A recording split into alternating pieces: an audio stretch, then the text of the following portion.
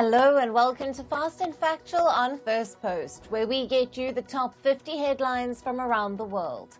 I'm Alison Lagrange, coming to you live from Durban, South Africa. Let's begin. In our top stories, US President Joe Biden and his opponent Donald Trump traded barbs in the fiery presidential election debate.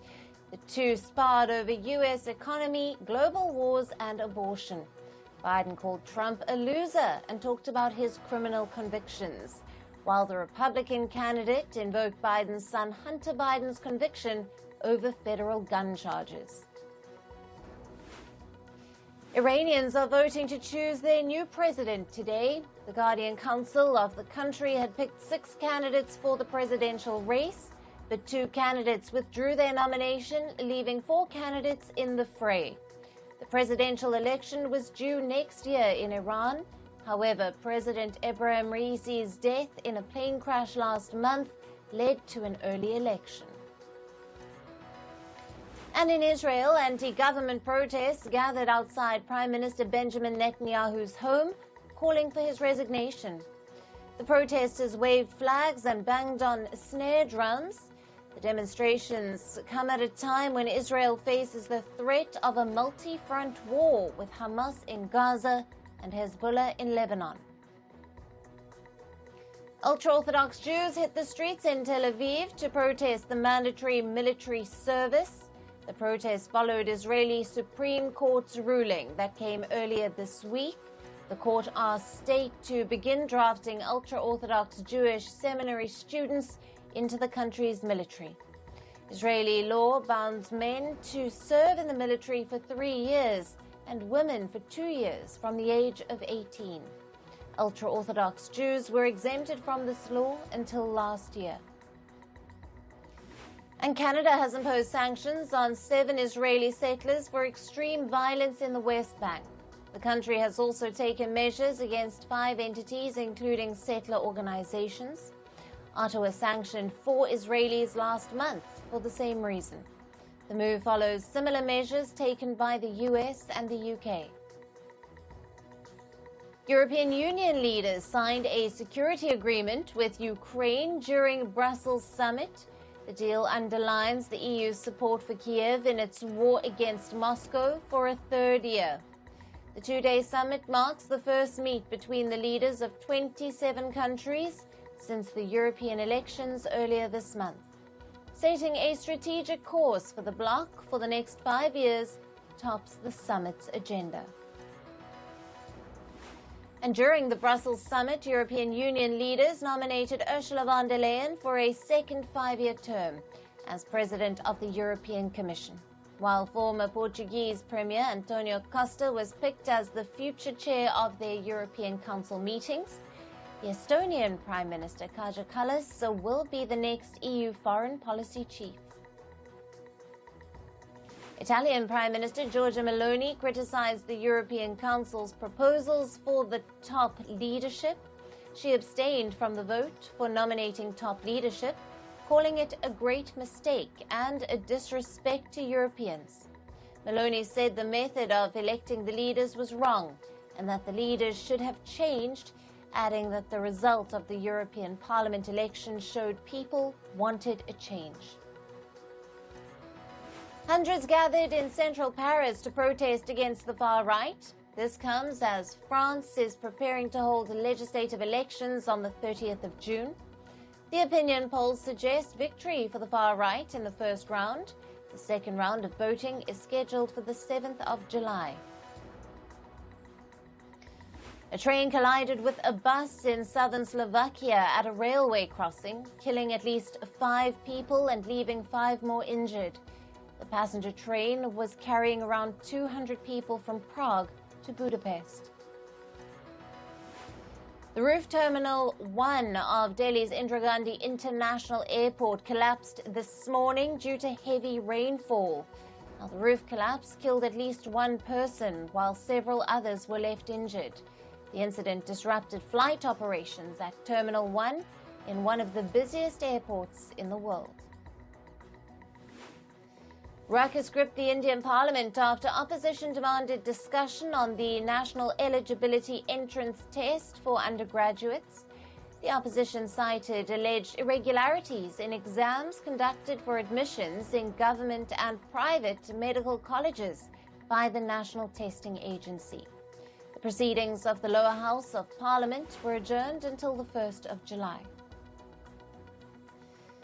Indonesia's immigration authorities arrested 103 Taiwanese over a suspected cybercrime operation. The accused were operating out of Bali Island. The officials said that the suspects scam people overseas. The sting marks the biggest arrest in Indonesia this year. On to some climate news. People of southern Chile have no respite from the freezing temperatures. Last week, the mercury dipped to record minus 14.7 degrees Celsius in Punta Arenas city. Due to the cold spell, citizens have started facing water shortages in several parts. According to climatologists, the polar cold wave is likely to last for 7 more days. And amidst concerns over climate change, ballet dancers performed at the bank of the River Thames in London. The performance aimed at raising hope amid increasing impact of climate change. The performance is a part of the capital's Climate Action Week. In India, several parts of Delhi and its surrounding areas received heavy rainfall, marking an end to the weeks of sweltering heatwave. The Indian Meteorological Department has declared the onset of monsoon in the capital. The department has also issued heavy rainfall alert for parts of Gujarat state in the west coast. The number of days with the temperatures reaching 35 degrees Celsius have increased in 20 of the world's largest capitals, triggering severe temperatures and heat-related illnesses. In major cities like Delhi, Buenos Aires and Jakarta, the days with 35 degrees Celsius temperatures have gone up by 52% in the last 30 years. The data is revealed by a London-based think tank. Now, a team of European scientists has blamed climate change for the death of 1,300 people during the Hajj pilgrimage. Temperatures exceeded 51 degrees Celsius at Mecca's Grand Mosque. Scientists claim that the temperature would have been 2.5 degrees lower if there had been no human-caused climate change influence. The United Arab Emirates has directed mosque preachers to shorten their Friday prayers to maximum 10 minutes. The ongoing heatwave continues to engulf the region, prompting authorities to take severe steps. The directive by the UAE's General Authority for Islamic Affairs endowments will last until early October. And European scientists claim that the wildfires above the Arctic Circle line have resulted in significant carbon emissions. The emissions are at the third highest for this time of year in 2 decades of monitoring. The EU's Copernicus Atmospheric Monitoring Service showed some 6.8 megatons of carbon has been released this month from the wildfires. And on to business and tech news now. Meta is considering to block news content from Facebook in Australia. The company said it would do so if Australia makes it pay licensing fees. Licensing fees are payments that Meta would need to pay media outlets for the right to share their news articles on Facebook. Meta took the same approach when Canada introduced similar laws last year. And tech giant Microsoft is informing some of its customers about a cybersecurity breach. It said Russian hackers allegedly stole emails from its customers. Microsoft notified its clients with details about the compromised data. Back in January, the company had said that a Russian state-backed group hacked into its corporate systems. Fashion giant H&M is planning to offer more discounts in the second half of the year. This comes as the company tries to win back its customers from its competitors. H&M reported that it expects a slump in its sales for the month of June. Yesterday, the company's shares dropped by almost 14% due to doubts about its profit goals. U.S. federal agency, the NTSB, or the National Transportation Safety Board, has sanctioned plane maker Boeing. It said Boeing violated investigation laws concerning the 737 MAX incident.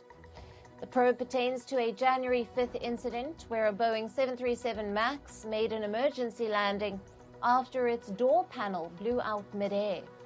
The NTSB said that Boeing shared details to the media about the investigation, which it wasn't supposed to.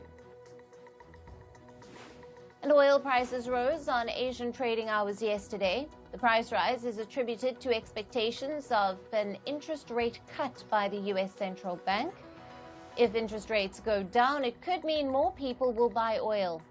Traders believe there's a 64% chance the Federal Reserve will make its first rate cut in September. And UK-based oil and gas giant British Petroleum, or BP, said it is going on a hiring freeze. BP, which had been focusing on renewable energy, has also decided to shift its focus on oil and gas instead. Now, these measures are because of growing investor anxiety about BP's large investments in renewable energy. Investors are wary that such projects require a lot of capital but won't generate ample returns. An American pharmacy company, Walgreens, said it would be closing stores in the U.S. This decision is due to low customer spending, which is hurting its business. The firm's CEO said about 700 underperforming stores could be shut.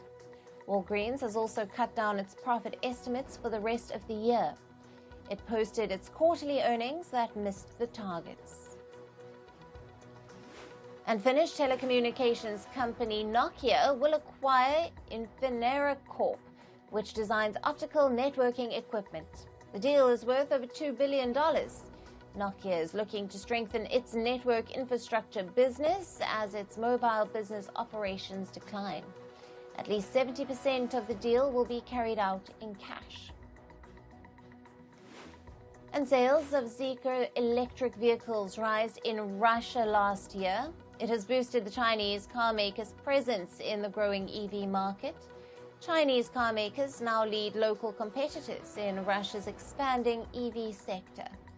They have captured over half of Russia's car market since Western companies exited following Russia's invasion of Ukraine. And a Croatian startup named Project 3 unveiled their self-driving robot taxi. The two-seat robot vehicle is named Vern. It is expected to launch in 2026, and the company's CEO said about 300 were involved in the car's making, and it took 5 years for it to develop. Moving to sports, and we start with cricket. India have entered the final of the ICC Men's T20 World Cup 2024. They secured a 68-run win over England in the semi-finals yesterday.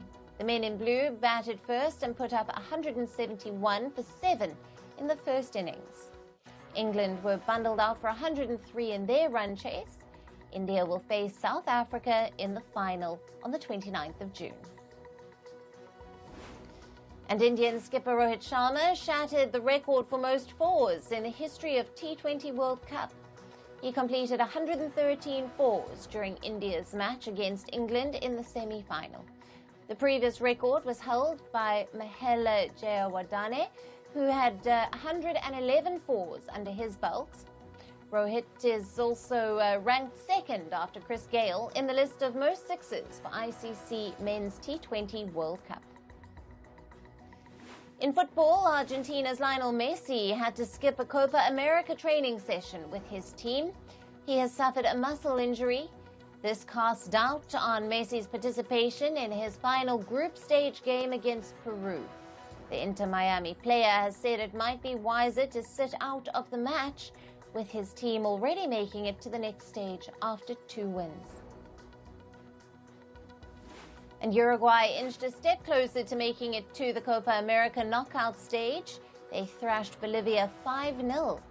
Liverpool forward Darwin Núñez starred in the match. The 25-year-old scored for the 7th consecutive match for his side. Uruguay, who are ranked 14th by FIFA, are vying for their record 16th Copa America title. And Venezuela reached the quarterfinals of the Copa America. They downed Mexico 1-0 in Group B at the Sophie Stadium in Los Angeles.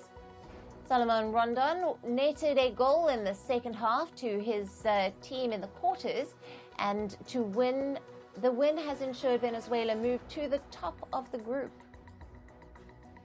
And in tennis news, Andy Murray resumed training in the lead-up to Wimbledon.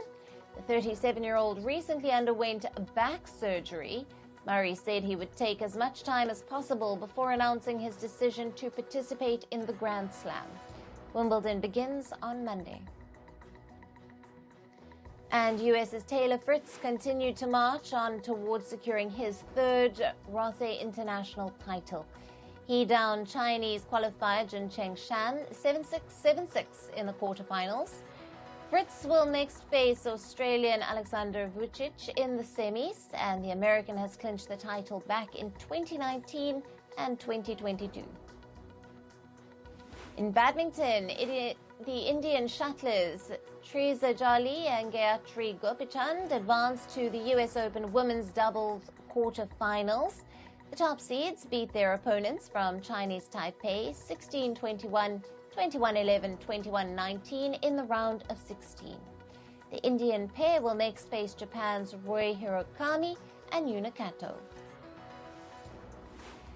And in basketball, LeBron James' son, Bronny James, was picked by the Los Angeles Lakers in the NBA draft. The move paves the path for the first father-son combination in the history of the league. Bronny could possibly debut for the Lakers in NBA Summer League games in Las Vegas. He has had a decent record while playing for his university. In chess, India's D. Gukesh launched his Superbet Classic 2024 on a winning note. The Indian Grandmaster defeated Deek Bogdan Daniel of Romania in the first round. In the second round, he secured a draw against his Russian opponent, Ian Nepomuceno, after a match that extended to 90 moves. Now, Gukesh is at the top of the table with 1.5 points, tied with Fabiano Caruana. And in entertainment news now, Inside Out 2 has crossed $800 million at the global box office. It has now become one of the top 10 highest-grossing animated films of all time. The film released on the 14th of June. And Letitia Wright is considering to return as Shuri in the Black Panther films. She said in an interview that she will continue playing the role of Shuri. Wright also hinted at the possibility of an upcoming Black Panther 3 film. She said, and I quote, "There is a lot coming up." Austin Butler revealed that he had auditioned for the role of Peter in the Hunger Games. He said that he didn't get a call back about the audition status. Butler said this in an interview with Josh Hutcherson, who played the role of Peter. And Sarah Michelle Gellar has been cast in the Dexter prequel series Original Sin. She will play the role of Miami Metro Police Department's head. The story follows the life of Dexter Morgan, who becomes a serial killer in Miami. The release date is yet to be announced. And streaming giant Netflix has added 4 new cast members to the upcoming season of One Piece. They are Callum Kerr, Julia Rowald, Rob Coletti, and Ty Keogh. The story follows the adventures of a pirate crew in a fantastical world. According to reports, the show will start streaming next year. Meanwhile, Netflix is also set to turn Tilly Cole, A Thousand Boy Kisses, into a film. It will be directed by Perks of Being a Wallflower's Steven Chbosky, and the story is of a 17-year-old boy who wants to find his childhood soulmate. Additional details about the film are under wraps. And the makers of Batman Caped Crusader released its first trailer. The video shows Batman fighting against several anti-heroes. A gang war erupts in the Gotham City, followed by a hunt for Batman. All the 10 episodes will stream in August this year. Camilo Cabello's 4th studio album, CXOXO, is out. The album is a love letter to the city of Miami, which is her hometown. Out of the 14 tracks, 2 have been made in collaboration with rapper Drake. Cabello said in an interview that the album has a big baddie energy vibe. And the Glastonbury Summer Music Festival of 2024 has begun in the UK. The lineup consists of performances by Dua Lipa and Coldplay, Shania Twain and Sa. For the first time, 2 all-female bands will be performing the headline spots. An American DJ and producer, Diplo, has been sued for distributing adult content. The complaint filed a lawsuit in California and claims to have had an intimate relationship with Diplo. In November last year, she found out that he had been allegedly distributing images and videos of other intimate moments between them. And that's it on this episode of Fast and Factual. Thank you for watching. Stay tuned to Firstpost.